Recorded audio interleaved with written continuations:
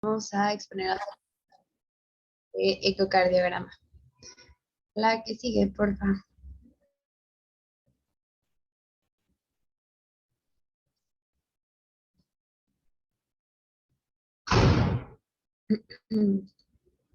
Creo que te saltaste una, Katia. Listo, gracias. Bueno, como siempre es importante valorar cuál va a ser el contenido de nuestra clase y los temas que vamos a abarcar hoy. Primero vamos a ver una breve introducción acerca de ese estudio y después pues veremos los diferentes tipos de ventanas cardíacas y los tipos de ecocardiograma. La que sigue.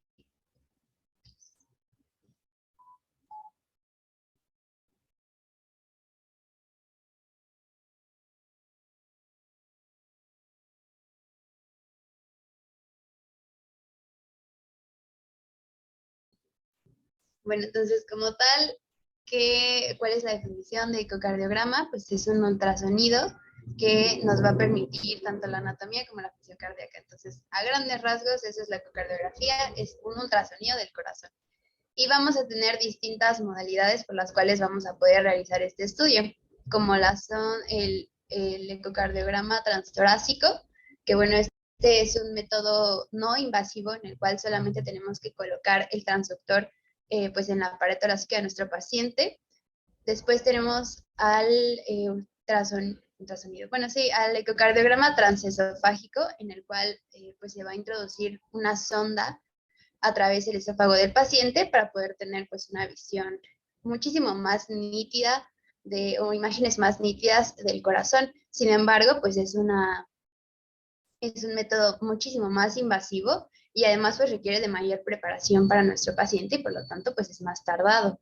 Después tenemos eh, al ecocardiograma de esfuerzo, que no se vayan a confundir, no es lo mismo que la ecografía o el ergograma o la prueba de esfuerzo. Sin embargo, son estudios que se complementan y básicamente lo que vamos a hacer es realizar este estudio igual, o sea, vamos a colocar el transductor en la pared torácica de nuestro paciente mientras él realiza pues algún ejercicio. Y esto es muy útil, sobre todo en pacientes que han sufrido de eventos isquémicos. También el de estrés farmacológico, en el cual pues le vamos a dar a nuestro paciente algún fármaco que pues activa el corazón como tal, como puede ser el caso de la dobutamina, y ver cómo esa actividad, pues sí, su actividad, su función. Y por último tenemos el ecocardiograma de contraste, que como su nombre lo dice, consiste en pues inyectar medio de contraste para poder valorar cierto tipo de estructuras. Y como recordatorio acerca de cómo es la... Bueno, sí, no, Katia, espera, todavía no acabo.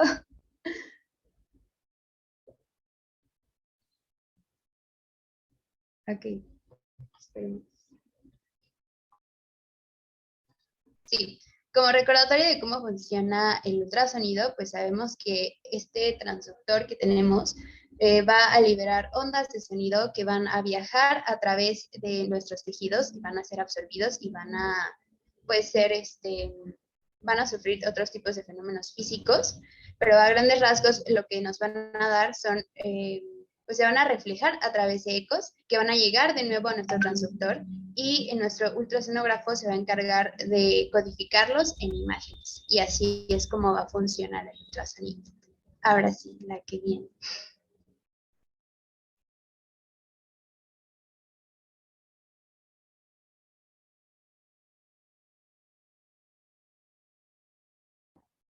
Bueno, ahora vamos a hablar de los tipos o de las modalidades del ecocardiograma. Y primero tenemos al modo M, que es de movimiento. Esta es una técnica unidimensional a lo largo del tiempo, es decir, se va a lanzar un haz con varios ultrasonidos a lo largo de una línea. Y esta se va a reflejar en una pantalla a lo largo del tiempo. Si esta fuera como una grafiquita, en la parte horizontal tendríamos el tiempo y aquí tendríamos la distancia hacia el transductor. La parte más superior estaría más cercana al transductor y pues la inferior está más lejana. Este modo nos sirve para obtener información sobre la movilidad de las estructuras cardíacas y tiene una mejor resolución temporal que la ecocardiografía bidimensional, ya que esta va a tener una frecuencia de muestreo de 1800 repeticiones por segundo, y la ecografía bidimensional tiene una frecuencia de muestreo de 30 repeticiones por segundo. Entonces, pues este modo M nos va a servir para detectar la movilidad de estructuras que pues se mueven muy rápido, como por ejemplo las válvulas aórtica y mitral y también el endocardio. También va a tener una buena resolución espacial y por eso nos sirve para valorar los diámetros de las cámaras, y también a su vez esto nos sirve para estimar la fracción de eyección. En el caso de la del ecocardiograma bidimensional, este va a necesitar un transductor que va a utilizar cristales alineados, y esta es otra diferencia que tiene con el modo M, porque el modo M solamente utiliza un cristal y va a tener unas de exploración. En este caso, bueno, en el caso de la ecocardiografía bidimensional, vamos a tener hasta 128 líneas de exploración, y entonces vamos a abarcar una mayor área, pero pues se va a sacrificar lo que es la resolución. Aún así sigue siendo muy buena, y esta imagen bidimensional la podemos obtener a diferentes cortes del corazón que vamos a ver más adelante, que son las las ventanas cardíacas. Y pues al final vamos a tener una imagen que nos va a dar información muy completa sobre la forma, el área y la movilidad de las estructuras cardíacas en tiempo real. Mm, ay.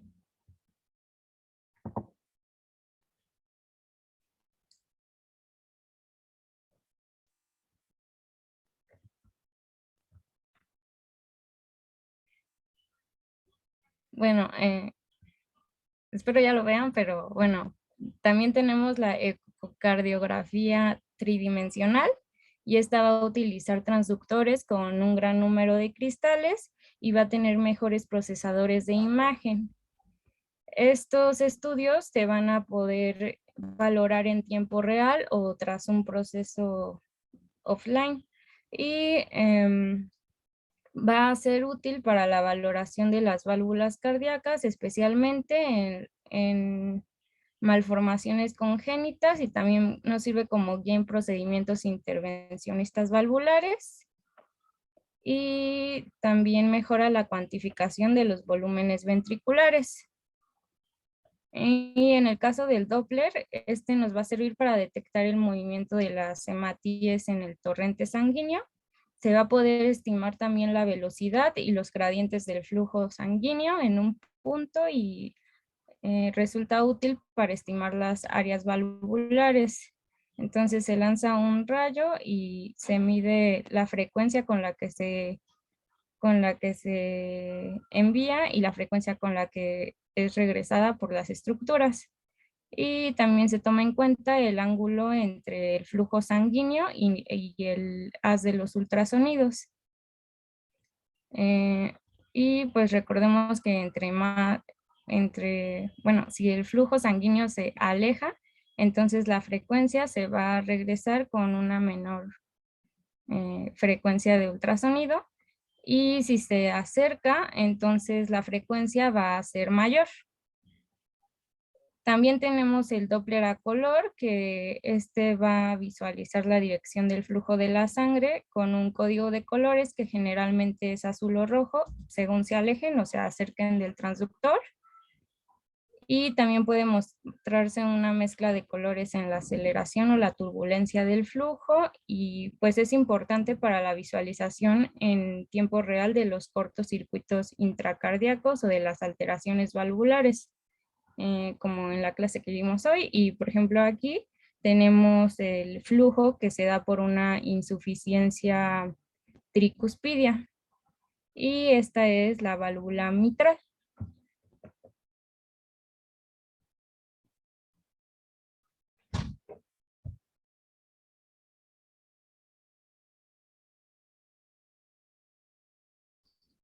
Ok, este concepto de las ventanas cardíacas es importante comprenderlo porque pues el ultrasonido, como sabemos, una de las mayores desventajas que tenemos es que pues no se van a transmitir muy bien a través del hueso. Entonces, como sabemos, pues nuestro corazón va a estar rodeado de varias estructuras óseas que no nos van a permitir poder verlo pues de manera óptima. Entonces, para esto existen las ventanas cardíacas, que justamente son áreas anatómicas a través de los cuales los ultrasonidos se van a transmitir sin interferencias, ya sea del aire, como pueden ser los pulmones, o de interferencias óseas hasta el corazón. Y son puntos de referencia fijos. A continuación vamos a ver las ventanas cardíacas más comúnmente utilizadas en los pacientes críticos, y de hecho pues son las ventanas que normalmente cuando describimos el diagnóstico de ciertas patologías, como lo acabamos de ver ahorita con el doctor, pues se utilizan. La que sigue, Katia, por favor.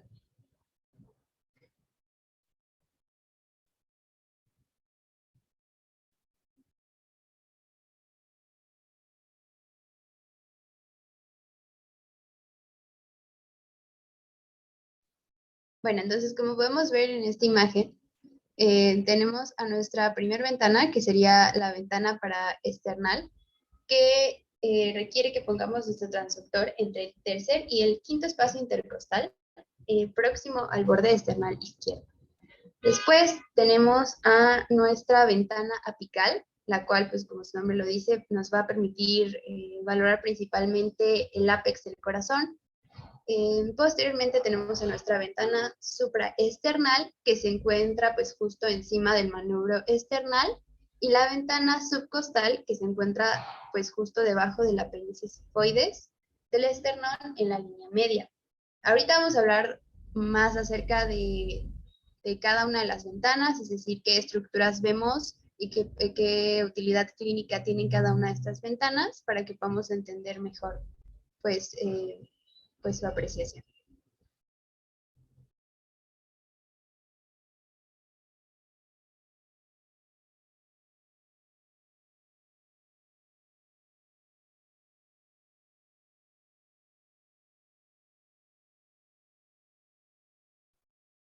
Bueno, y vamos a empezar con la ventana paraesternal.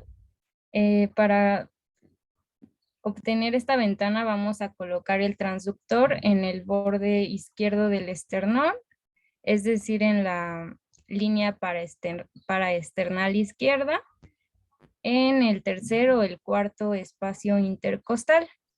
Y con esta ventana vamos a obtener dos planos que van a ser el eje largo o longitudinal, que va a ser un corte de esta forma, y el eje corto o transversal, que va a ser un corte de esta forma.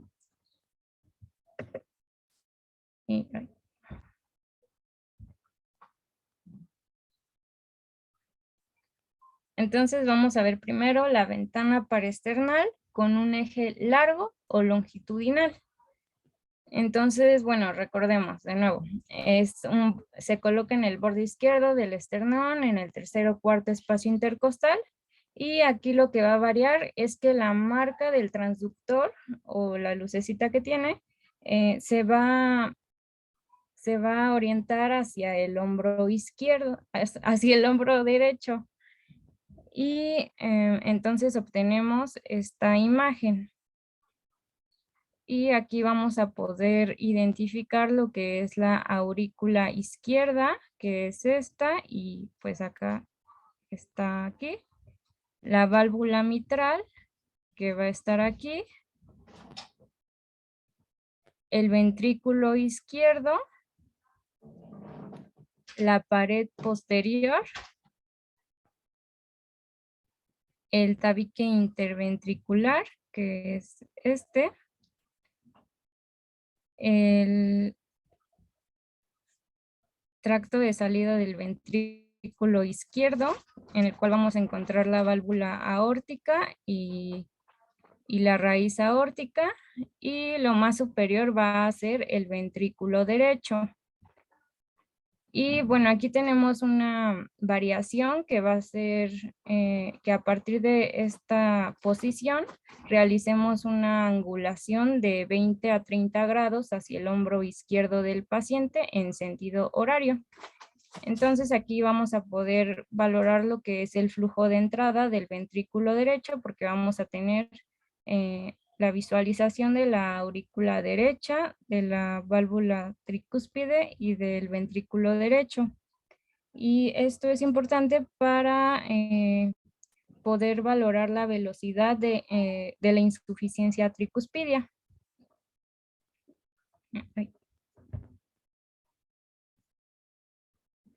Ahora el otro plano que teníamos en la ventana paraesternal, que es el eje largo o longitudinal. No, esta es la utilidad que va a ser valorar la contractilidad global y segmentaria del ventrículo izquierdo, la movilidad y la morfología de los velos aórticos y mitrales, el diámetro de la aorta descendente, la presencia de derrames pericárdicos, así como el diagnóstico diferencial de un derrame pleural y la información estructural acerca del tamaño de las paredes y las cavidades cardíacas. En esta ventana paraesternal y con eje largo o longitudinal vamos a poder aplicar el modo M y vamos a poder medir distintas estructuras como van a ser el septo interventricular, el diámetro telediastólico del ventrículo izquierdo, la pared posterior del ventrículo izquierdo, la aurícula izquierda, el diámetro de la raíz aórtica y el tracto de salida del ventrículo derecho. Y pues si se dan cuenta, todas estas estructuras son las que vimos en la diapositiva anterior.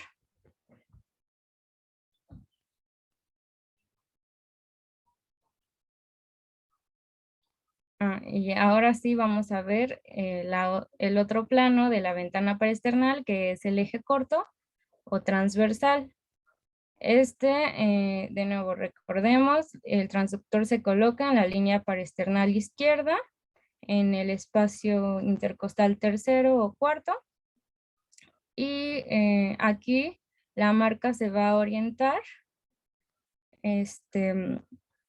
desde la posición anterior, que estaba hacia el hombro derecho, la vamos a rotar 90 grados para que quede hacia el hombro izquierdo.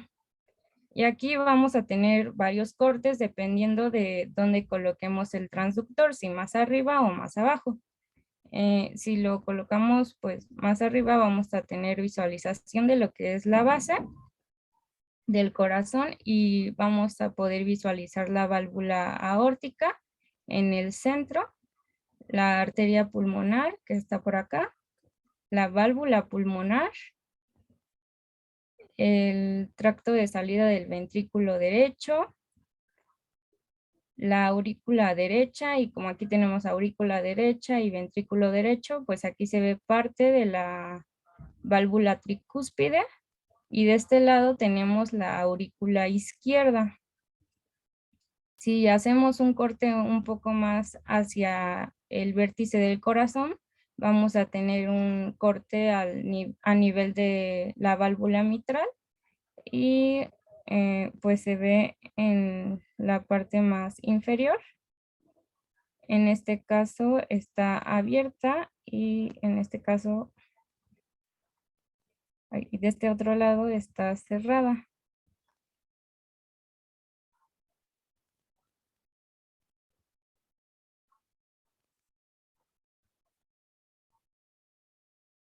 Y bueno, si realizamos un corte más hacia la punta del corazón, vamos a visualizar lo que son los músculos papilares. Y algo que se ve aquí es que el ventrículo derecho va a tener una forma de media luna que va a abrazar al ventrículo izquierdo siempre y cuando la presión intraventricular sea normal.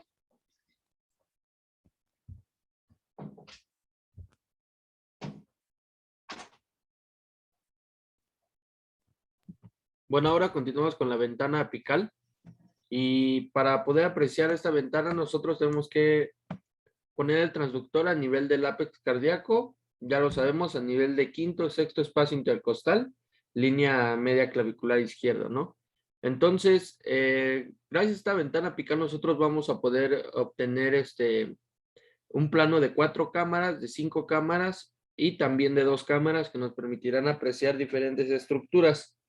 En la imagen de abajo, donde están los dos cuerpecillos juntos, la del medio sería la forma correcta en la que se tiene que poner el transductor, pero bueno, pasamos a la siguiente. Vamos a explicarlo más a detalle ahí.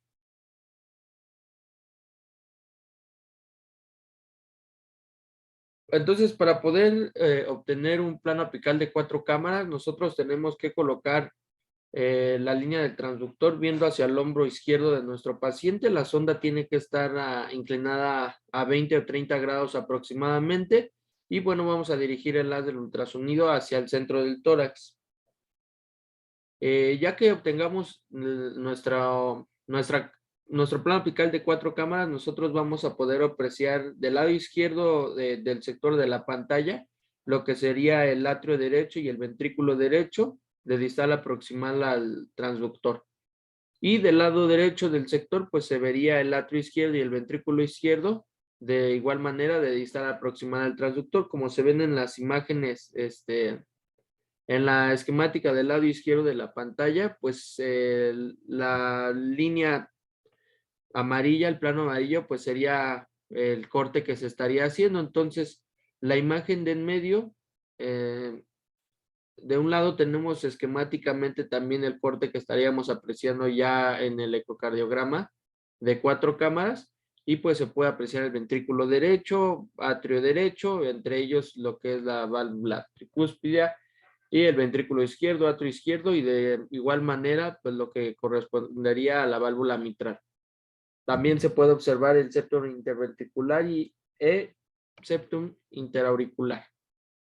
Siguiente, por favor.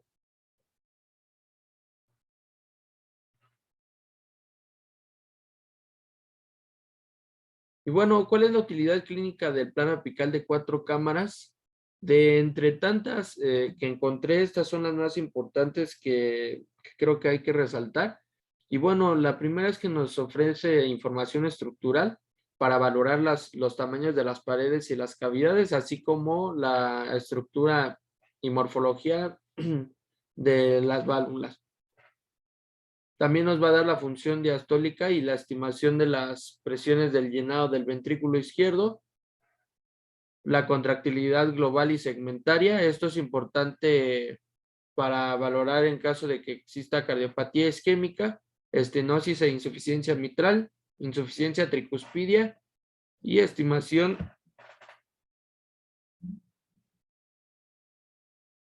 Perdón, ¿sí me escucho? Sí, amigo. Ok, gracias.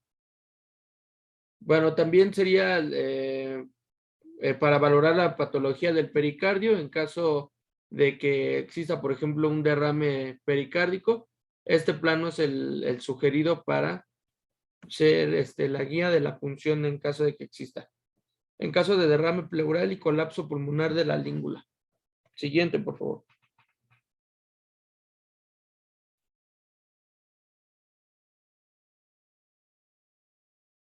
Ahora continuamos con el plano apical de 5 cámaras. De igual manera va a ser colocado el transductor a nivel del ápex. La diferencia aquí es que ahora la sonda va a ser colocada a 15 grados aproximadamente. En este plano de 5 cámaras nosotros vamos a apreciar también la raíz aórtica y la válvula aórtica, dos de sus velos.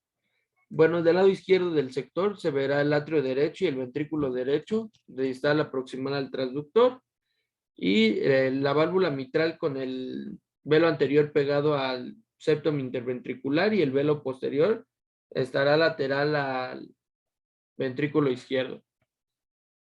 Del lado derecho del sector se verá lo que corresponde al atrio izquierdo y ventrículo izquierdo, de igual manera de distal aproximal al transductor. Y bueno, entonces en la imagen del centro tenemos de igual forma una imagen esquemática y otra propiamente del ecocardiograma de 5 cámaras, el plano apical de 5 cámaras, y vemos las mismas estructuras, nada más que aquí la que cabe resaltar, que es la que nos ofrece el plano de 5 cámaras, pues como decíamos, es se aprecia la raíz aórtica y la válvula aórtica, que estaría señalada con la flecha verde. Siguiente, por favor.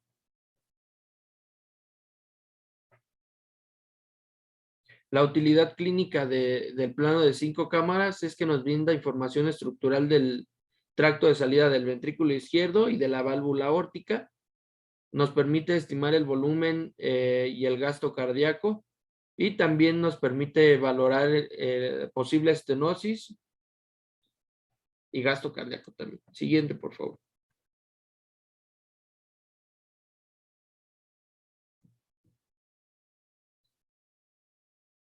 Bueno, en el caso del plano apical de 2 cámaras, serían básicamente las mismas instrucciones que como si sacáramos el plano apical de 4 cámaras o 5 cámaras. La diferencia aquí es que vamos a rotar en sentido inverso a las manecillas del reloj, la sonda.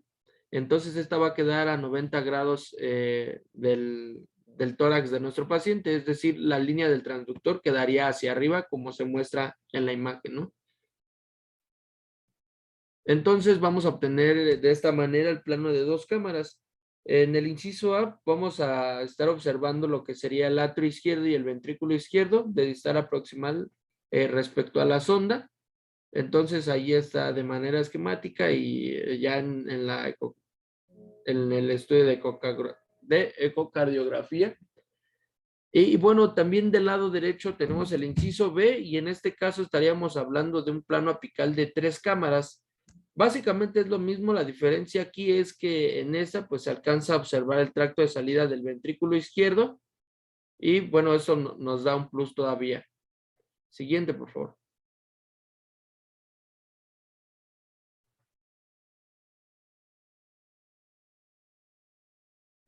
La utilidad clínica en el caso del plano apical de 2 cámaras nos va a permitir valorar la contractilidad global y segmentaria.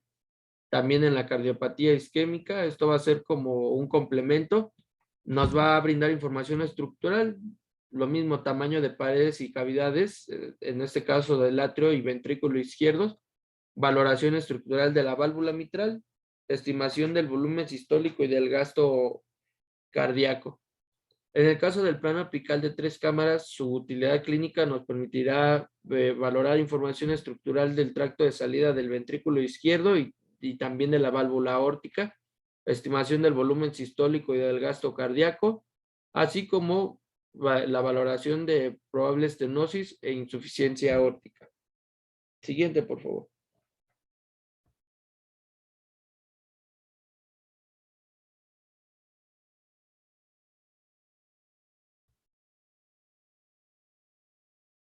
Bueno, y ahora rápidamente pasamos a lo que corresponde a la ventana supraesternal. Y en este caso se va a posicionar la sonda por encima del manubrio esternal con la marca orientada al hombro izquierdo, y tiene que ser a 0 grados respecto al tórax. En algunos lados también encontré que es recomendable hacer una hiperextensión del cuello, es decir, poner una especie de base sobre la espalda del paciente como para hiperextender el cuello, y de esa manera poder realizar con mayor facilidad el estudio. Y pues esta ventana nos va a permitir obtener una buena imagen de la aorta, esta en su porción ascendente, en el arco aórtico, así como en su porción descendente. Siguiente, por favor.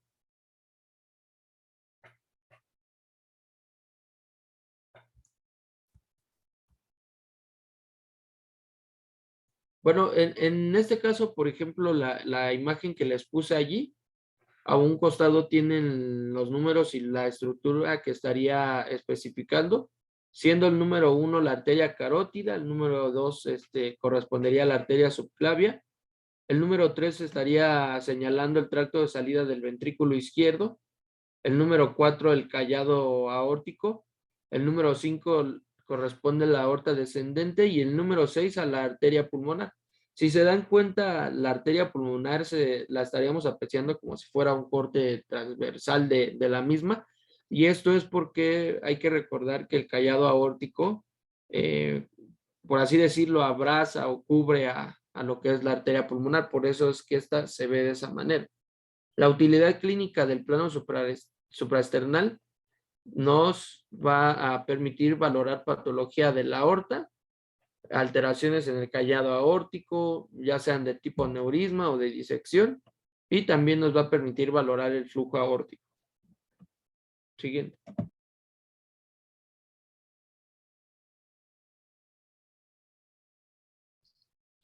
Ok, bueno, a continuación tenemos la ventana subcostal.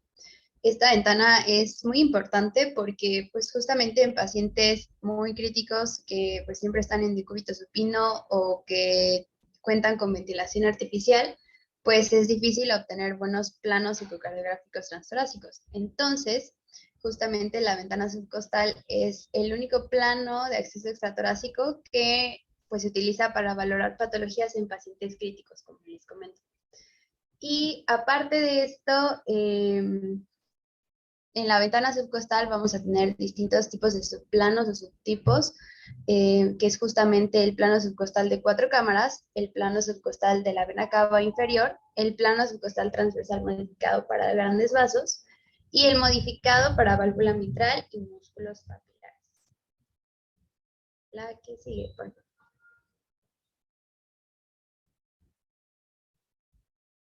Entonces vamos a empezar con el primer subtipo, que es el plano subcostal de 4 cámaras. Para poder acceder a esta ventana o a este plano, justamente hay que colocar a nuestro transductor con la marca orientado hacia el hombro izquierdo del paciente o con una inclinación de 0 grados respecto al epigastrio. Y pues es importante recordarles que hay que realizar una pequeña presión para introducirlo, pues sí, para introducirlo por debajo del apéndice sigmoides. Ok, después tenemos de este lado, en la parte inferior de la presentación, las imágenes que vamos a percibir. Aquí, bueno, no sé si puedas señalarlo, Katia, si no, no te preocupes. Pero precisamente estamos viendo donde dice H, creo que no se ve, bueno, donde dice H estamos viendo justamente, la estructura que estamos viendo aquí es el hígado. Después, en cuanto, o sea, inferiormente estaremos viendo al ventrículo derecho y al ventrículo izquierdo, a la aurícula derecha y a la aurícula izquierda.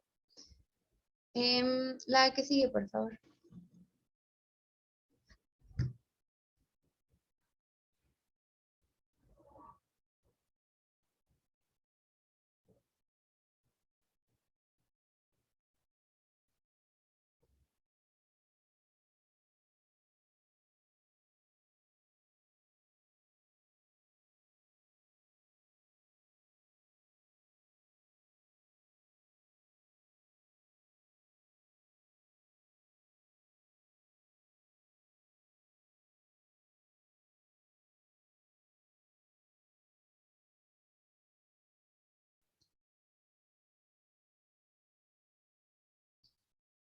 ¿Quieres que comparta, Katia?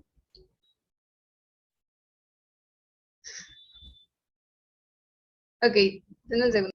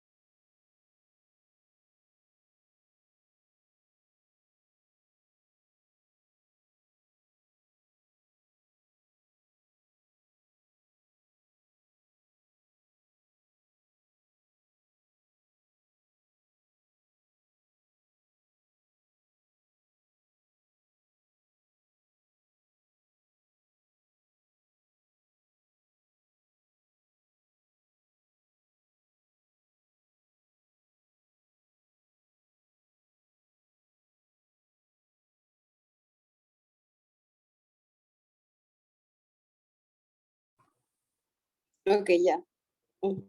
Esperen. ¿Ya ven mi pantalla? Ya. Sí, ya se ve, Sofi, gracias.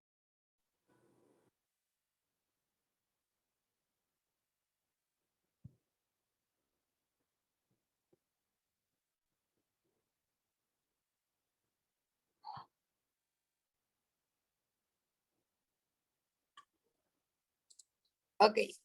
Bueno, entonces, ¿cuál va a ser la utilidad clínica de...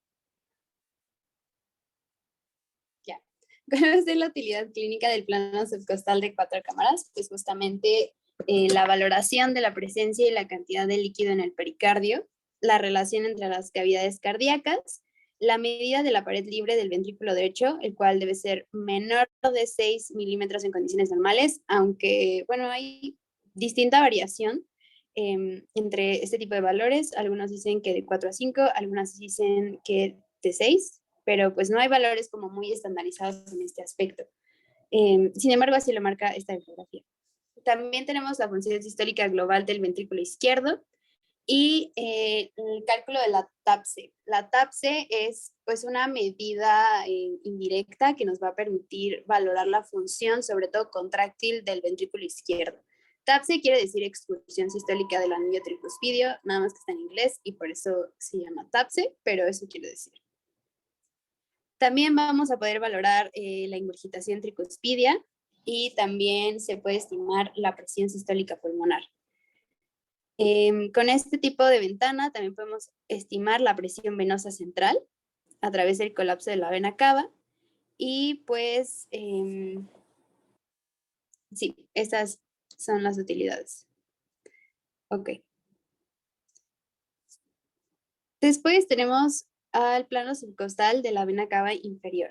Entonces, al girar la marca de nuestro transductor en sentido antihorario, vamos a alinearnos con la vena cava inferior. Así que vamos a obtener pues un corte longitudinal de la vena cava inferior. La principal utilidad clínica de esta ventana es que nos va a permitir evaluar la presión venosa central, es decir, para poder evaluar si hay precarga o una sobrecarga de precarga o de volumen del ventrículo derecho a través del colapso de la vena cava.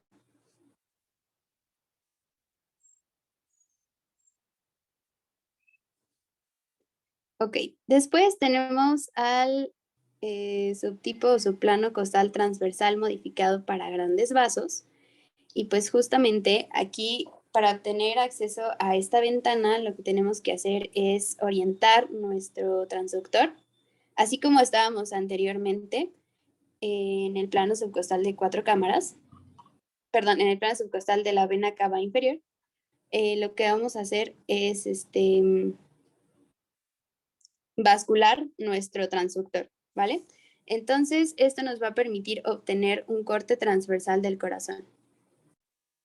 Ok, entonces, bueno, si nos vamos a la imagen inferior de su lado izquierdo, podemos valorar, no sé si se pueda. Ok, olvídalo, no se puede. Sí, vamos a valorar las estructuras como justamente nuestra aurícula derecha, aurícula izquierda, nuestros ventrículos y nuestras válvulas, tanto la válvula aórtica como la válvula pulmonar.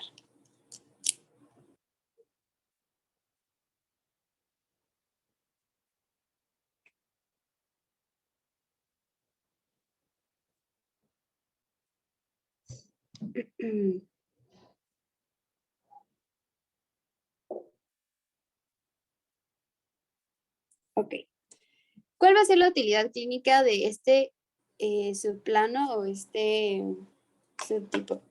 Pues encontramos que nos va a permitir, pues justamente medir el tamaño del tronco de la arteria pulmonar. También nos va a nos va a poder permitir cuantificar el tracto de salida del ventrículo derecho a nivel de la válvula pulmonar. Identificar también si hay insuficiencia pulmonar y por lo tanto nos permite estimar las presiones arteriales pulmonares diastólicas y presión arterial pulmonar media. También el volumen sistólico, que también nos va a permitir, por lo tanto, calcular o estimar el gasto cardíaco. Y la relación entre el tamaño de la raíz de la aorta y de la arteria pulmonar.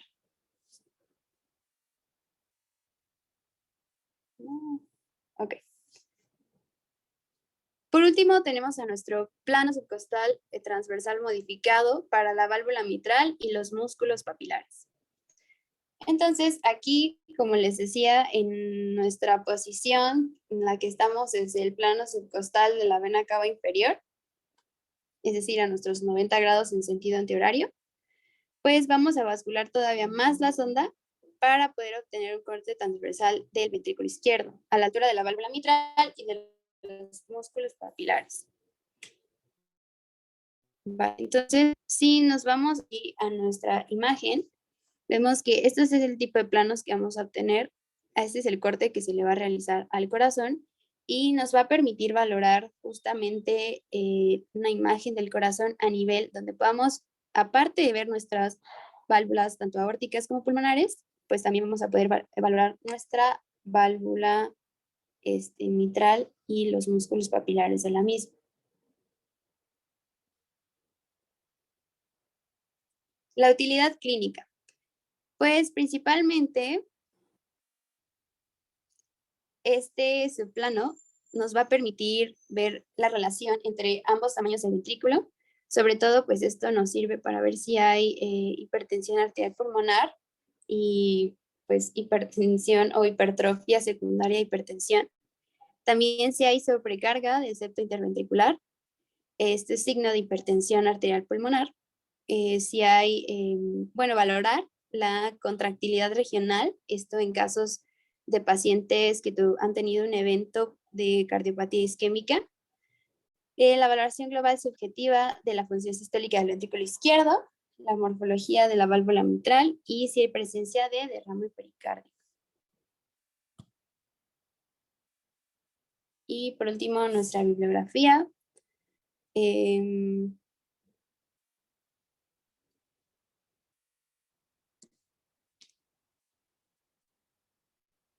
No sé si alguien tenga alguna duda o alguna pregunta. Pues No, Sofía. Creo que Todo no. bien.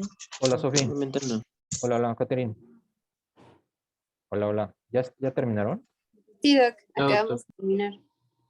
Acaban de terminar. Vale, entonces, estoy pendiente de recibir el enlace para poder revisar sus clases.